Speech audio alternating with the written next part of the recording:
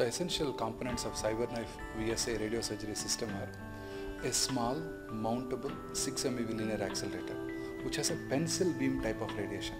So unlike the traditional linear accelerators, where a broad beam of radiation is delivered, here a pencil beam of radiation is delivered precisely to the organ which is being targeted at a sub-millimeter accuracy.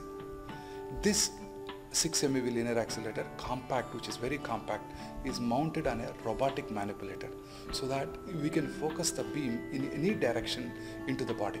It need not be from front or side. It could bend, the robotic arm could bend in different directions so that it can precisely point the target organ.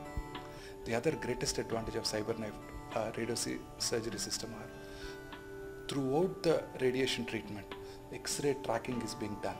So perpendicular X-rays, oblique X-rays are being given, and which are detected on an image receptors, so that throughout the radiation process, the position of the patient is continuously monitored, and if there is any variation, it would be sent to the robotic manipulator so that it could alter its place, location, so that the radiation is given precisely to the targeted area. It also has a stereotactic robotic couch so that the patient could be placed, manipulated, positioned in different directions so that radiation can be delivered precisely onto the target organ.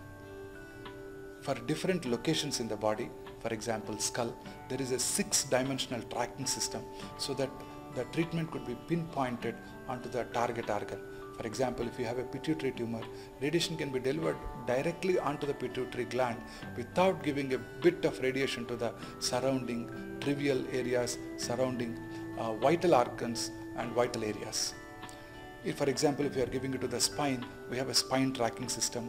Internal fiducials would be generally given if you are treating prostate or visceral organs, so that they could be monitored, tagged completely, and throughout the radiation delivery system, tracking is done so that the radiation is delivered precisely. Virtual respiratory monitoring being done so that even when the patients are breathing, when you are giving a lung tumor, there is no need to hold the breath. Even when they are breathing, radiation is delivered precisely. The robotic arm gets itself adjusted to the patient's respiratory movements, and radiation is delivered precisely so that even while patient is breathing, surrounding areas do not get unintentionally irradiated.